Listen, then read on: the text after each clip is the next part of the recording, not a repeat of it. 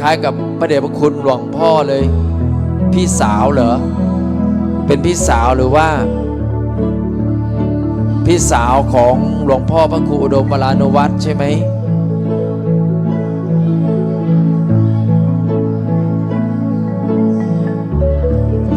คะเอาเจ้าค่ะอันไหนเกาะเป็นมาแต่ลาวเจ้าค่ะเอาบ่นี่แม่คนนี้แม่บ่หน้าตาโอ้หน้าตาคือหลวงพ่อพระครูอุดมเนี่ยนะหันหน้าเบิ่งดูเอาต่อไปกับฟังธรรมะนะใน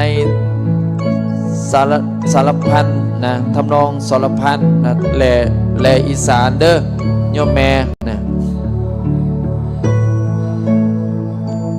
นะผู้ใด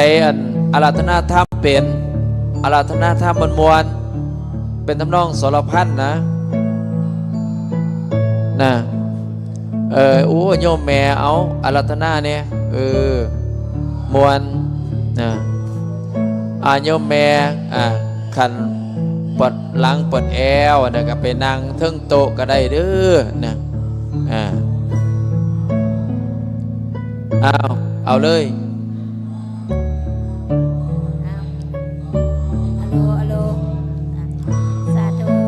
พระมาจาโลกา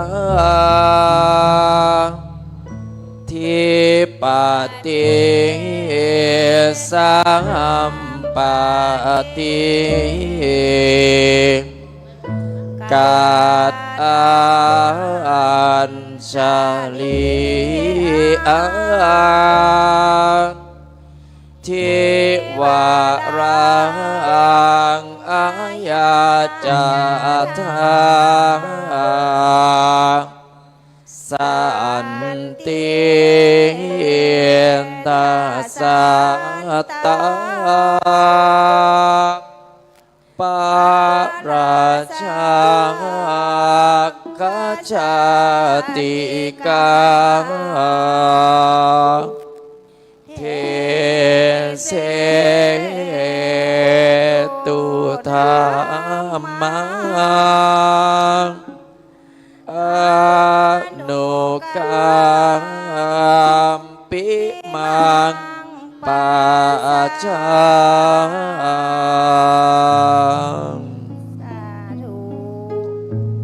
ขอโทษขออภัยเด้อพระอาจารย์บ่เป็นหยังโยมแม่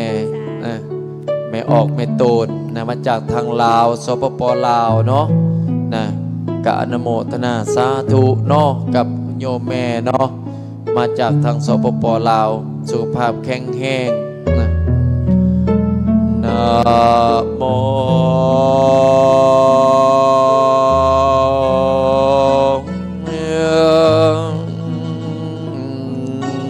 นะตังสัมปังขาวะโตอะระหะโตสัมมาสัมพุทธัสสะนะโมตัสสะปังขาวะโตอะระหะโต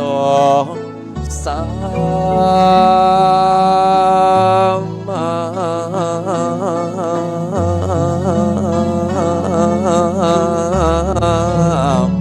สัมพุทธัสสะ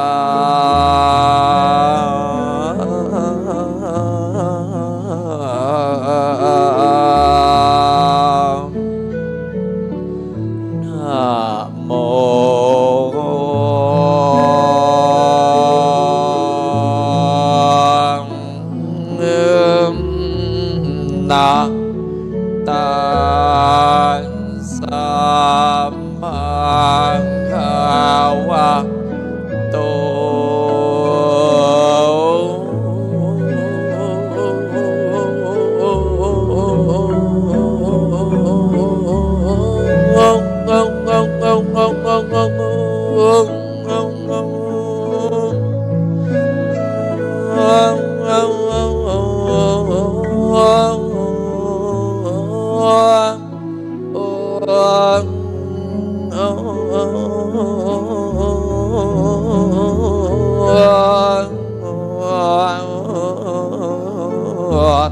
อะ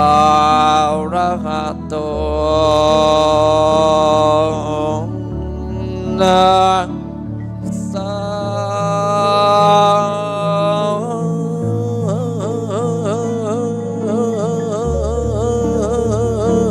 มังงังงังงังงัง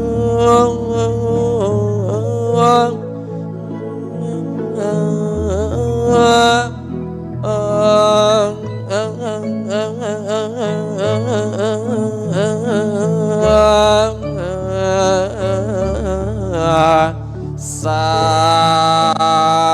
มนาโพ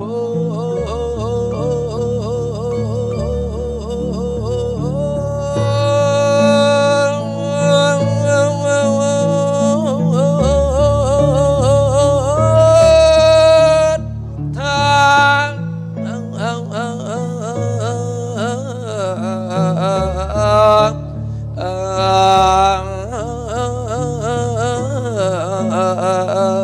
งสามบัดเนมพอได้ตั้งนะโมแล้วนะเท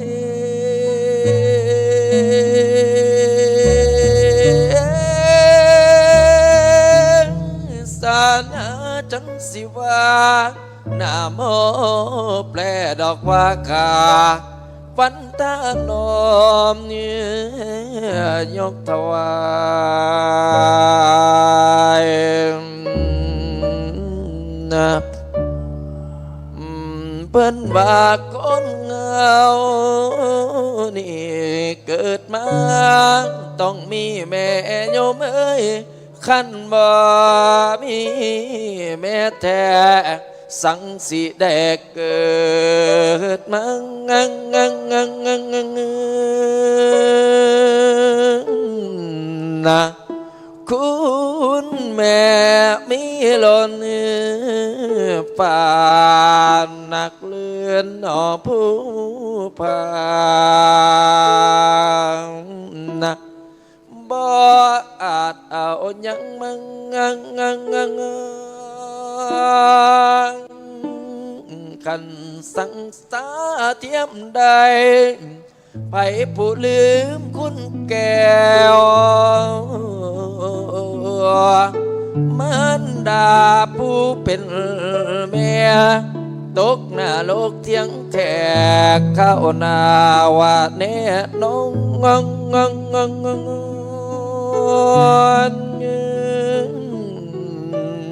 นะได้รับความน่าเดือดร้อนยินบ่มีง่ายตกอาภัยอาเวจีแม้นบ่มียามแล้วนะมันดาแก้วนะมันดาแก้วนี่คุณอานันเนกบ่อาจนับขันอ่านทวนคุณแก้วแม่กิ้งนะโอ้ยแม่นสิเอาแผ่นฝากเป็นกระดาษน้องเขียนนะเอา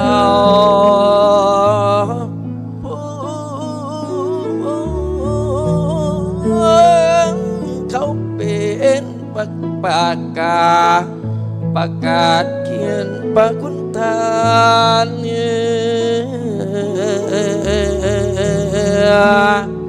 ใ หาประมาณบ่มีใดแนวใดบ่มีทอกขอให้พวกเปียน้องปลาข้องไว้อย่าลบคุ้ง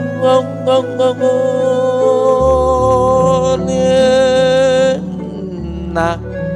ตั้งแต่มือเกิดพูนคนแม่ดูแลคอยถนอมบุตรเยอะทุกวันแห่งสองนะคุณแม่คอยเฝ้าถนอมเอานะโอ้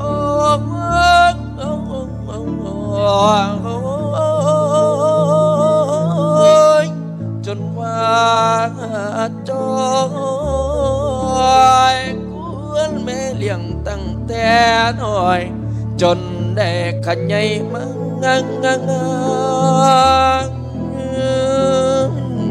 นะคุณแม่หาของปอนแต่ยังนอนอยู่ในอู่ยังบอกเหตุใดกันเหงให้ว่าแอวน้อง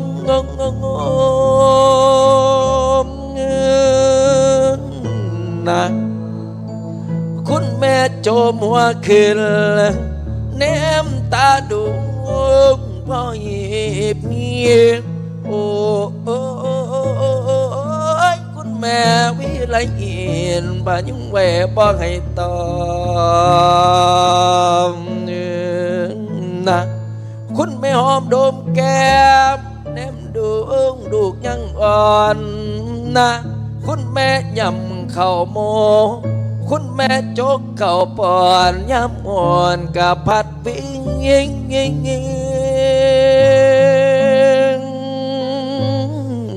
นะนอกจากนี้ขี้เหนียวกะเที่ยวบายนะเม่นปานใดกะฟุ้มไปเช็ดถูให้ดูเกียงนะคุณแม่อุตสาห์เลี้ยงจนโตจนว่าใหญ่โจนมาได้ปากบ่ปากคนเจ้ากะลาวสอนนะกินบ่เป็นแม่กาปอน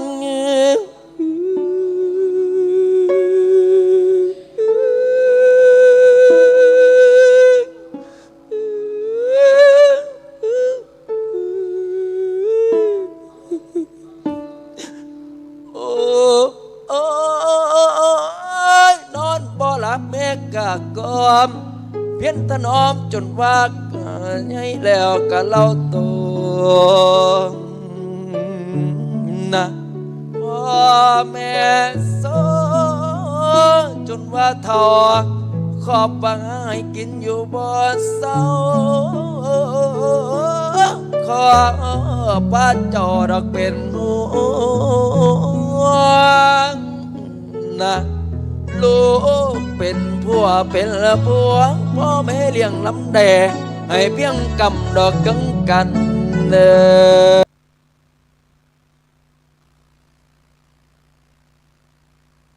แต่ว่ามันสุดตีนสุดมือคนเฮาเนาะบ่มีทุนชีวิตอย่างเงี้ยจะได้ไปหับจ้างห้างบ่ายไปกำหกกำ7คนเปิ่นกำใครจ้างแต่คน2คนเนี่ย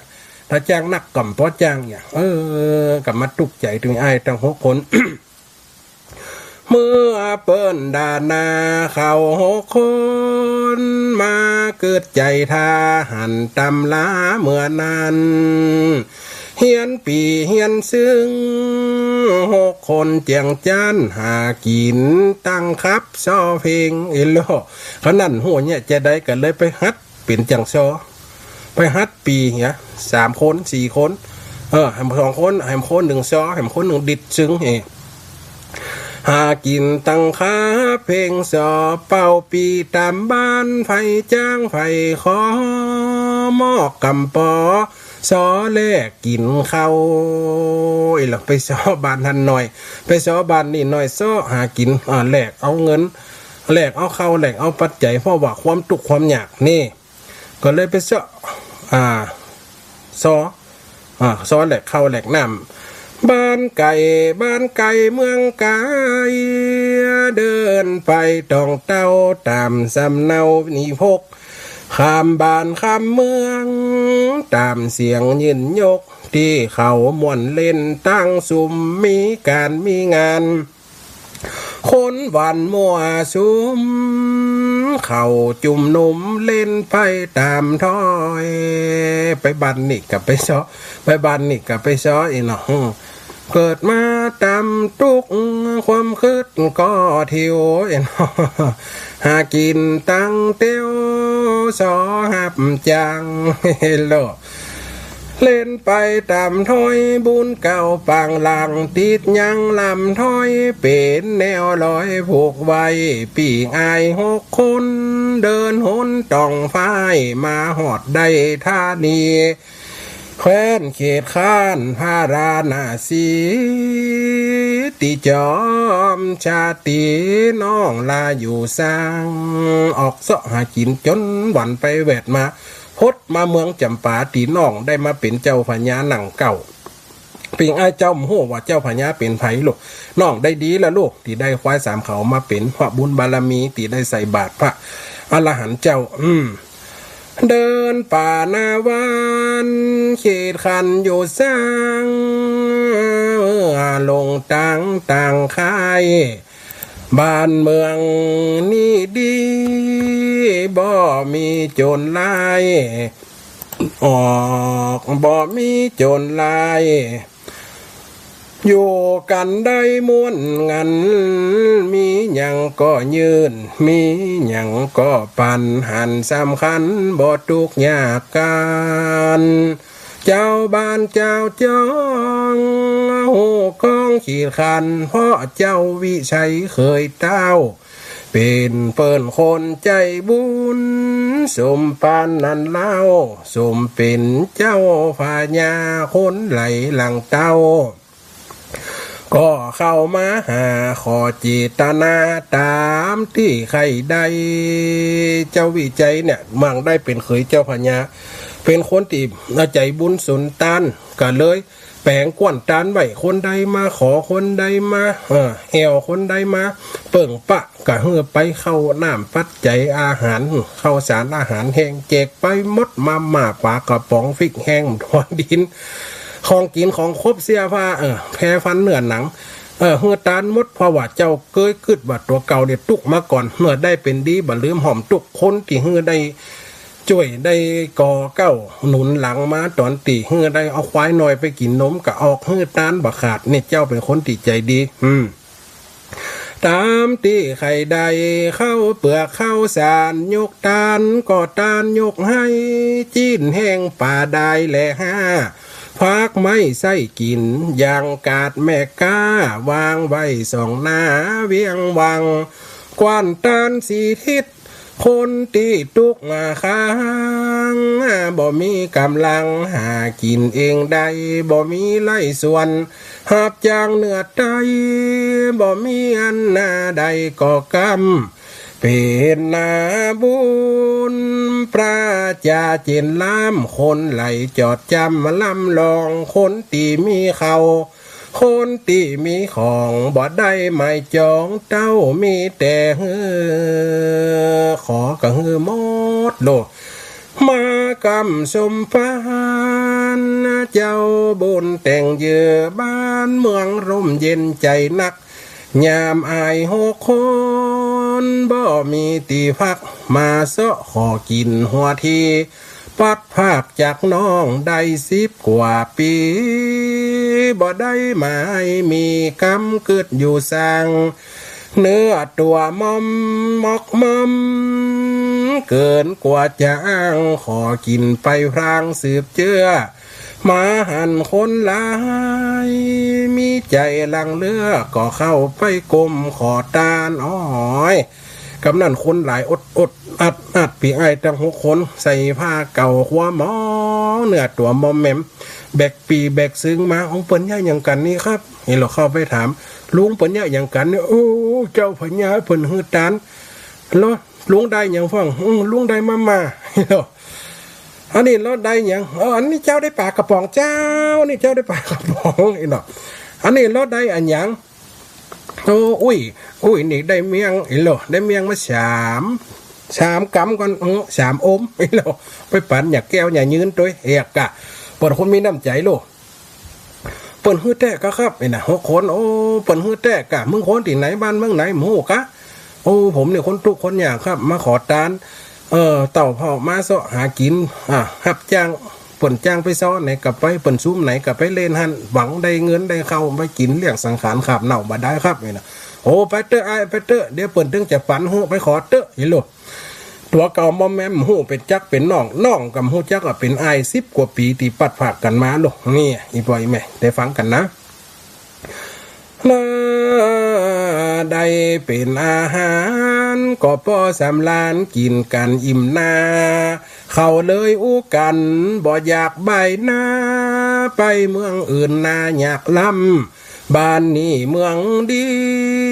สมบูรณ์ข้าวน้ำช่วยเหลือเผื่อกำดีลาคนก็ยิ้มแย้มมีแต่พักษาเลยชวนกันมาคิดที่อยู่สร้าง6 คนก็เลยมามาจากันห้ำไปทางใดละมาอยู่กันนี่เตอะไปบ้านไหนเมืองไหนเปิ่มจะยืนหื้อปั่นกินอย่างอีมาตุกมาอยากบาเดียวนี่บ้านนี่เมืองนี่เปิ่นคนใจดีมีน้ำใจพอลูกเปิ่นเปิ่นตักเปิ่นถามเฮามีเปิ่นยังขี่ไปเอาโอ้เปิ่นคนดีเฮามาเสาะขอตานเต็มนี่เตอะอีละ6 คนพี่น้องกัดป้ากันเข้าไปขอตานถึงวันลูกคิดติอยู่สร้างจะซื้อขายก็ของบ่ล้างบ่มีเงินวางแต่ตักเลยเข้าไปถามติดต่อไล่ซักผู้คนตามบ้านเฮือนจานว่าค่าเขานี่ขอมาช่วยการรับจ้างทำงานแลกนอนที่นี่ทำไผก็ได้ทรัพย์สนปนปีบ่มีกรรมดีเพื่อกรรมว่าข้าอยู่หลายอีปันอีกำบาทองบาแก้วบาดีเต็มตีตึกสู่ป้ากันนี่บ่มีของช่วยบ่ได้โอ้มาขอนอนลุงมีตีหื้อผมเนี่ยการก็มือผมมาพักนี่ก็โอ้ไปได้ยำละบ้านลุงอยู่กันหลายเนี่ยปันเนี่ยกั้มอยู่โอ้ท้องแหมอ้ายแหมอีลาแหมได้อย่างนี้ก็กุ้มการละเนี่ยไปถามทั้งนาเตอะถามไปถามมาไผกับเฮือตีพักพาอาศัยเพราะเพิ่นอยู่กันหลายคนแต่ก่อนลูกเพิ่นห้องวันครอบครัวใหญ่ให้เราป่อแม่เปิ้นหลวงแม่หลวงป่อเท่าแม่เท่าอยู่กองกันโอกโยกลูกคนแต่ก่อนแม่นจะอันหน่อยป่อยแม่เนาะก็ได้อยู่กันไปกับไปเสาะตามบ้านตามเมืองลูก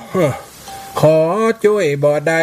มันก็ทำเนื้อทำตุกออกได้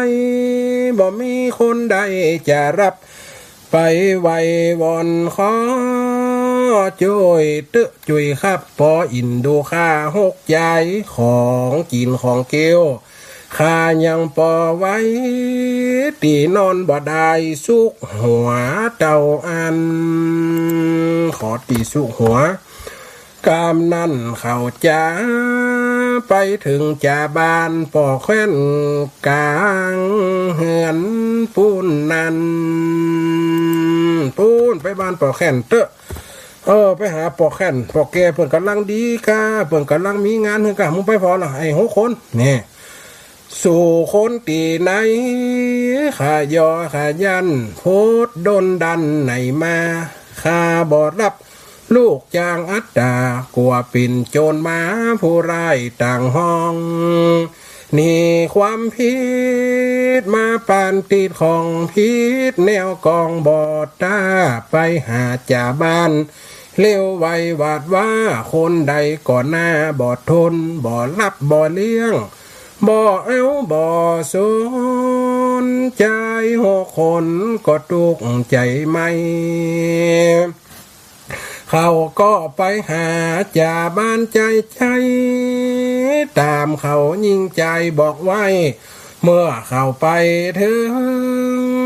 ลาม้อยลาไม้ก็ไปกราบได้วันตาว่าพ่อจ่าบ้านพ่อโปรดเมตตาลูกนกตกขาลูกกาปัดห้อง สวัสดีครับพ่อจ่าบ้านไวสาเนอผมมาขอเปิ่งป้าอาศัยบุญปารมีเตอะพ่อจ่าบ้านพ่อจะมีตีพักพาอาศัยให้ผมได้อยู่เปื้นตูเปื้นคันไดเปื้นห้องหลองเข้าทุเข้ากันได้น่ะเปื้นหัวไฟกระตาผมมาขออยู่นี่เลี้ยงกินเลี้ยงว่าผมพ่อจะได้ถ้าผมมีพ่อว่าพญาบ้านนี้เมืองนี้เปิ้นเป็นคนใจดีลูกผมก็จะไปขอกินขอต้านเอาขอพักพาอาศัยช่วยกันช่วยงานได้ก็ครับเดี๋ยวพ่อจะพอขึ้นเด้อพ่อจะจัดการเฮ้พอมึงก็ว่าน่าดีเอ็นดูนะบ้านน้อยเอ็นน่ะลูกนกตัวค้าลูกกาปัดห้องนี่ปู่อีป่อจะพอข้านี้จนใจหากินจองมาหันแนวกองแขวนนี้สุขสมบูรณ์อู้หนุนเก่าจี้เขาก็จะถอยหน้าเมื่อจะบานทราบแห่งห้องอัดตาสักใส่ไปมาเกหาที่สร้างลูกเมืองจำปาเดือดร้อนมากกว้างเกิดการวิดวางแห้งแรงโอดกันเลยนี้บ่มีสะเมงดำดอนบ่อนบ้านผ่านเมืองพ้องก็ยินดีพ้องก็ขี่เครื่องมโนเนืองเอกสะดานาไปขอกินทั้งหน้าพุ่นไปบ้านนี่มันกันไหลไปเมืองนี่กระจมให้บ้านนี่กระเจงแต่ผมมาเมืองแขวนจำปาเนี่ยมีแต่คนใจดีพอจะบ้านกับอู้ม่วนจะหวานลูกคนกระจังเป้าอย่างน่ะมาลำบากตนคนผู้ขาเสาะขอตานมาเลี้ยงต้องมาลำบากตนคนปีน้องมาผิดกำทองกันไปบาดเดียวนี้น้องลาใส่ใจชื่อวิจัยบ่หูเงื่อนชนคนใจบ่อู้หลายปนทุกวังวนมากนักนายจะบ้านหูแจ้งแน่คักก็บอกเก่าโอตามมีการจักอยู่แต่เป็นขวบเป็นปีก็ยินดีถ้าสู่รับจ้างคะแนนมันการบ่ข้านบ่อ้างแนวกองต่างปันเลอะเวียกการงานทำป้าจำแย่เยอะนี่ใส่ตั้งไหนต้องดีเนี่ยคนตะกอนเปิ่นจะเอาคนเลือกคนบอกว่าลูกน้องบอกว่าเปื่อนบอกว่าหุงบอลเอาคบคนคือพอหน้าซื้อฟ้าคือพอสีเนี่ยคนจะคบกันไปอยู่กันไปเนี่ยแหล่งเมือนแหล่งหันลายแหล่งควายแหล่งหันดอกหันแซงหันเบอร์อย่าเปิ่นถึงหวานเนาะโอ้แสดงสู่เป็นคนดีเตอะมันจะว่าดีนอกกายพอแต่งตัวน้อมแม้มดูโซกปกถ้าใจสู่ดีมีศีลธรรมพอจะบ้านกับมีปัญหานี่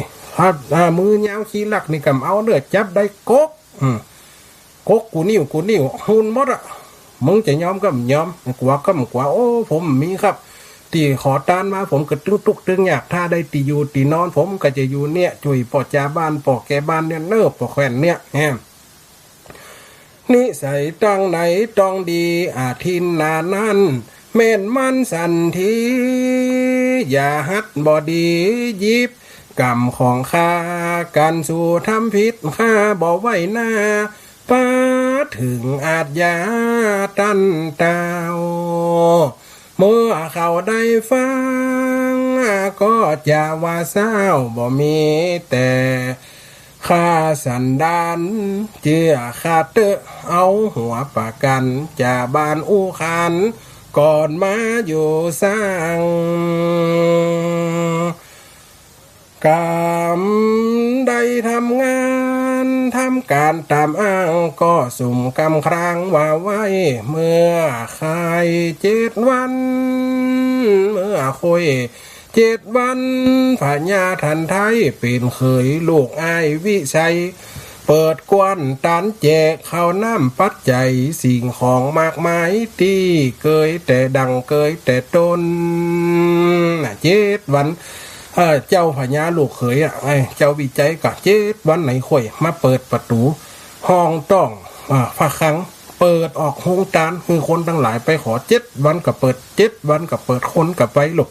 บางคนได้กับปิน้ำปลาห่าหอมพริกเกียเฮียดังไปขอขิงขาจะใครสิ่งวันนี้มันปลูกได้เก็บได้ลูกบางคนมันขี้ข้านมันเนี่ยก็ไปขอเปิ้นก็เฮืออยู่เนี่ยเปิ้นห้องคนมีดีคนมีศีลธรรมมีความคิดเจ้ากะเฮือตานรวมบัตรนิติต้อยอย่างสักอย่างคนตุกมากกะเฮือคนปานกลางมากกะเฮือคนหนังคนมีมาขอเปิ้นกะเฮือพ่อเปิ้นตั้งใจเฮือตานนั่นโลกนี่ดังเกยแต่ตนคนทั้งหลายก็ไหลจนไปรับย่างเดินสาว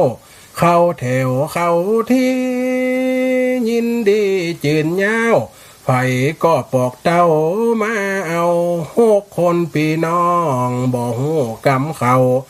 ก็ถามสำเนาโป้นายจ่าบานเข้าไปขอทานโดยกันว่าอันสู่ยังบ่ปันหลอดเหล้าไปรับเอาของอันเปิ้นเป็นเต้าลูกเคยตันเจ้าพญาแต่ก่อนเดิมเก้าอยู่เมืองจำปาบุญกำป้ามาได้อยู่รวมเจ้าสู่ไปขอเอาของกินขาบเข้าเสื้อผ้าพรสะปะพอสู่นุ่งหลองหนาโปะหนาบะบ่เป็นดีพอดีแยงไปขอรับเตอะเข้าน้ำของแกงเสื้อผ้าดูแปลงเปิ้นตาลปั่นเฮอไปไอ้หัวคน7 วันเปิดดึงมาตานสูลูกผ้าบ่มมีขวาใส่เอาเหลือครับพาขี้ยอกก่อนป้าไปขอเปิ้นเตอะเปิ้นตึงจะหัวไปวิทย์การย่างการก่อนวันนี้ไปขอเลยนายจ่าบ้านก็เสนอเงือไปร้านปั่นเฮอ6 คนใจก็ไปพอเยอะ ตามกำเลยนั่นเล่าใครไปหันจริงบุญปิงหนอดเต้าก็ยืนแถวเข้ายิ่งใจลายอดเด็กขาป่าใสเท่าแก่ก็ไปมากมายเจ้าค่ะเมื่อเขารับของขอตานเสื้อฟ้าเต้านั่งเป่าผ้าพอซ่องสั่งนายทหารเสนาขาของมารับจ้องตานใหญ่ถึง6 คนนั้นเต้าหันนั่งไก่เกยปิ่นใส่ใยปีน้องก่อนต้นก็มาสั่งกาบ่นาสืบสนเป็นเปิ้นเจ้า6 คนนั่งฟ้าเฮามันคนจนบ่จ้างตอบตาได้กะกลมหน้าการไปเอา6 พี่น้องอีกคลิกใจจะเป็นสันใดฟังต่อไปนะโบสถ์6ยังมีถ้าว่าต่อทาโบสถ์5 วาดวางลงก่อนแล้วปล่อยแม่ได้มาฟังจบถึงนั่นถึงนี่ปล่อยแม่ตะกี้มันขาดตอนรายการไปหน่อยเขาได้มาฟังกันตอนที่5เนาะตอนที่5กล่าวถึงเจ้าพญาเจ้าวิจัยได้เป็นเจ้าพญาหนังเต้าเอาน้อยกินเป็นเจ้ากินเมืองขนาดปีอ้าย6 คนจะเป็นอย่างใดเข้ามาขอตานนั่งบนหอประภาก็สงสัยว่าโอ้นาก็เหมือนน้องแต่ว่าเปิ้นเป็นเจ้าพญาขนาดเฮายังตุกเพียงตายปันอีแล้วน้องเฮาน่าจะได้ยังเฮาเป็นปีอ้ายใต้หัวยังตุกพอประมาณแล้วเปิ้นหน้าเหมือนน้องเฮามันได้ก็กึดคำนั้นน้องทั้ง6น้องคนที่7น่ะหันปีอ้าย6 คนก็มาได้อีกกะลิกใจก็หัวเป็นคน6 คนมาขอตานความจะเป็นอย่างไรความเป็นมาเป็นไปสุดท้ายจะบทสรุปจะเป็นอย่างไรอีปล่อยแม่เราฟังกันติดหน้าเนื้อถ้าว่ามันบามีอย่างผิดพลาดทางเทคนิคนะแต่กี้มันผิดพลาดทางเทคนิคเนาะสายแรกเนาะในการสาธุโยมแม่บัวไข่เ หิมมาได้ฟังล่ะก้าหิมมาได้ฟังละตั้งแต่ ตะกี้มันหายไป20 นาทีก่อนนะอู้ไปคนเดียวแอบแล้ว ตะกี้อู้คนเดียว ดิ้งดิ้งหัว ตะกี้ไหนมา เจ้า ฮะคนละคืนใช่ก้าอันตะกี้ แต่เขามาคืนทั้งจนทุกคนนี่ ตะกี้มันตอนตี20 นาทีแหลกนั่นหายนะคนเท่าว่ามีกับเพลงอีหวานๆนั่นตะกี้ โอ้ยเจ้าอย่างนี้จะจันนั่นน่ะ แหละแสดงว่าคลื่นมันสะดุดเสด็จกันไป นี่น่ะคืนมันนั่นนี่กันแต่คืนอันน่ะ แต่คืนกับอันกันไหม แต่คืนก็เป็นเยอะ อ๋อ พระอาจารย์สมศาสตร์ออกว่ากำเดียวน่ะไปมนต์มากับกำเดียวนั่นน่ะ อ๋อแสดงว่าตั้งอันสถานีมันอันควบคุมไม่อยู่ แม่น สาธุนายโยมแม่นเด้อแสดงว่ายายบ่ไขได้ยินสาธุ เจ้าแต่ตู้เจ้า สาธุเด้อสาธุโยมแม่ยายพรร้องวัวแดง มาจากศาลเจ้า สาธุอีแม่ฟังคืนไหน 104คืนไฟหินลงกะ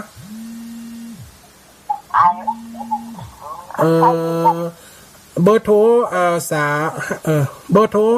5312ฝั่งโทรมาแต่เด้อถ้าโทรเข้าแหมเครื่องนี่อันมันจะตัดไล่สดเนอะโยมแม่อย่างหัวนะจังโทรมาเบอร์โทรตอนที่ไล่สดนี่ ก็เปิดอาโทร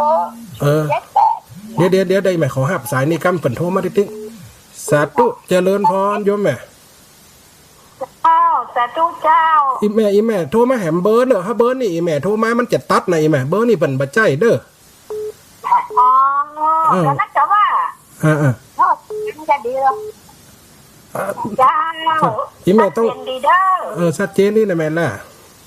เจ้าฟังกับม้วนจอบกำแต่ สาธุมา เจ้า อีแม่อันเนี้ยต้องจดเบอร์ใหม่นะครับเด้อจดเบอร์0871820625เด้อถ้าเบอร์โทรที่08ไอ้ตีแม่จดตีโทรมาน่ะเบอร์เครื่องนี่อาตมาภาพเอาไว้ไล่สดอีแม่มันจะตัดเนอะเนี่ยต้องบอกเบอร์นี่ครับตะกี้ตัดไปเห็นนะแป๊บหนึ่งเนอะสาธุโยมแม่โอ้ยวังมนแล้วสาเจ้าดันอาจารย์ สาธุโยมแม่หม่อมแต่น้อยยังแข็งตอนที่6ติดหน้าหัวหนอยังตอนที่6ติดหน้าจะติด2 ครั้งนะเจ้าให้มันม่วนเจ้าสาธุโอ้ตะกี้หิมได้ฟังน่ะ เจ้า มันหายไปมันหายเกินหายกันสาธุโยมแม่เนอเจ้ากำลังใจนะเจ้าอาจารย์สาธุโยมแม่สา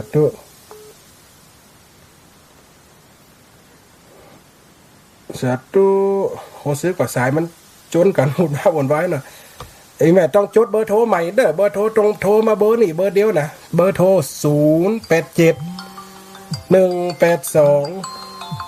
0871820625นี่แม่เด้อต้องโทรได้แค่เบอร์นี่เบอร์เดียวถ้าอีแม่โทรมาเบอร์อื่น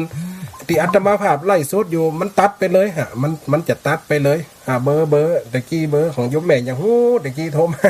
แฮมเบอร์1บัดใจนะอีแม่เด้อเบอร์โทร0871820625เบอร์ดีเบอร์เดียวเด้อครับอีแม่เด้อสาธุโยมแม่บัวเขียวนางแลอีแม่โทรหาตะว้าแฮมนำบ่ได้รับนั่นน่ะติดงานเด้อแม่เด้อตะว้านะผ่านหายแล้วเหรอเจ้าติอันเจ็บแขกอีแม่ก็ดีมาของไปฉีดยาเรานักการส่งตัวสมองเขาน็อกนี่นะนั่นน่ะครับอันนี้อันปิ่นอายทั้ง6คนจะปะกันจะเป็นจะได้กันเราฟอกันติดหน้าอีแม่นะถ้าว่าสถานีก็ตรงๆที่ได้หัวเนาะนั่นน่ะมันเป็นสถานีแม่วันนี้นะมันเป็นอย่างนั้นสาธุตินากันนำมีอย่างผิดพลาดกันตะกี้เข้าพอหายไป20 นาทีสาธุไหมสาธุเนอะ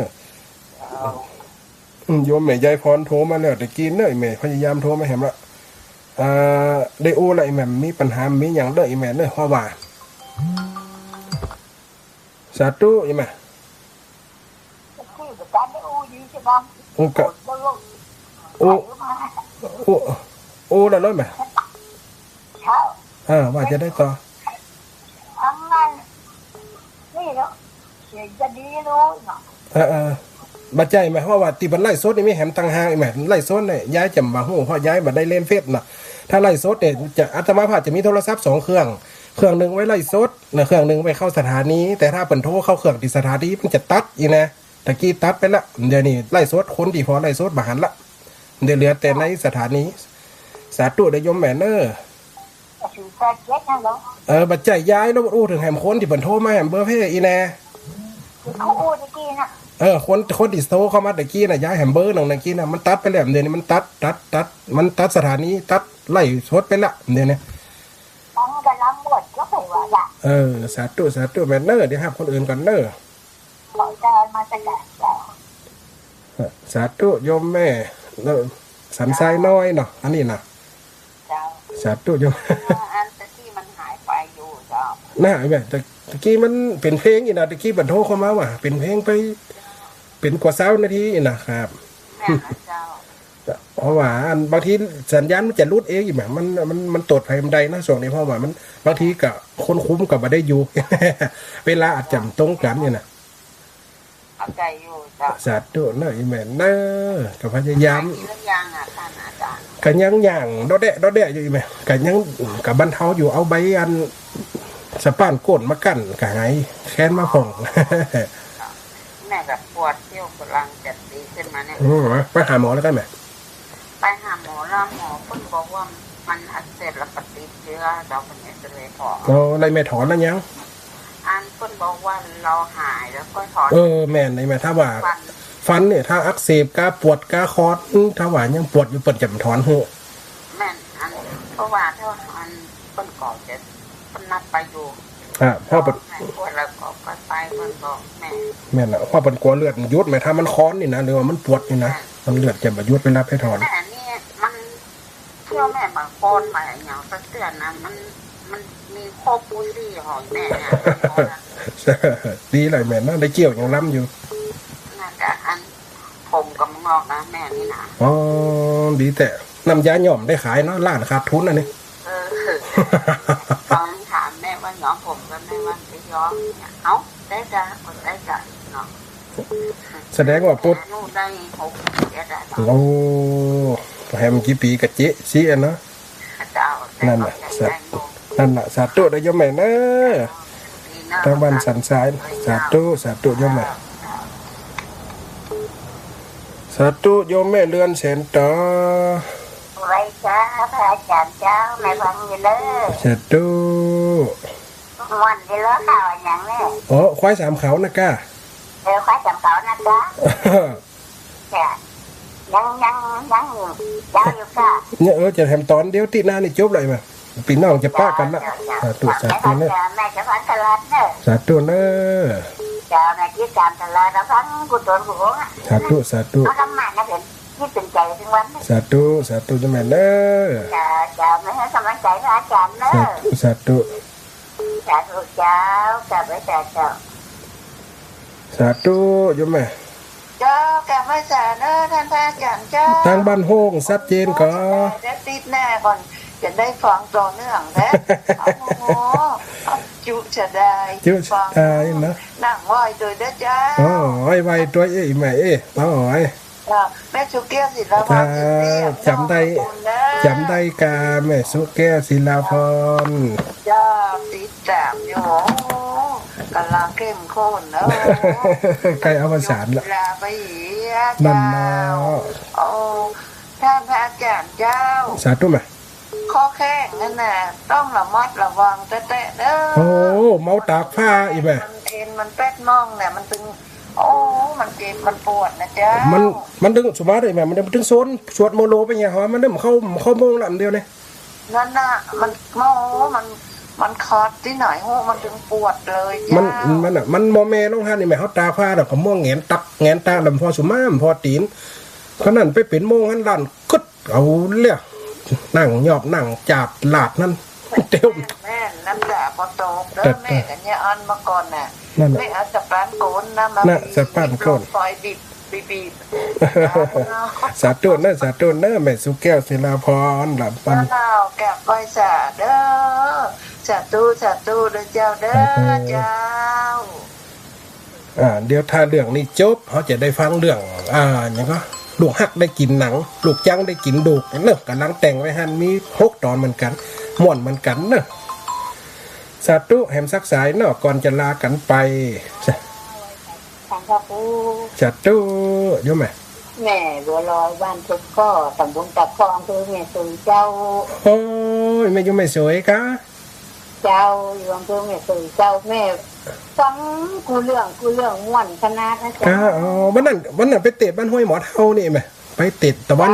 นี่นะ แม่ไปบัดได้ยี่แม่ได้แต่การทำไปวันนั้นนะ อ๋อไว้ ก็ว่าเป็นกระดูกทับเส้นเป็นกระดูกคอ อ๋อหูพอด ตัดเว อ๋อไอ้เจ้าแม่ได้แม่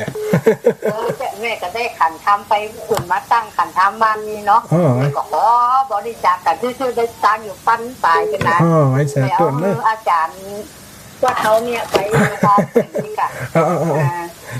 สาธุ เพ เนอะ ราะ ไอ้ อา แม่ จารย์สมศาสตร์ถามเครื่องหูจักจะเดียวแม่นะ อ๋อไอ้ ถาม สา ว่า ธุ แม่บัวลอยวันทุกก็อาจารย์สมศาสตร์เป็นวัด2-3 ครั้งแล้วเจ้า ซบก่อดันตะก้อ ที่นี่สถานีวิทยุเพื่อการศึกษาวิทยาลัยสงฆ์นครลำปางสถานีวิทยุ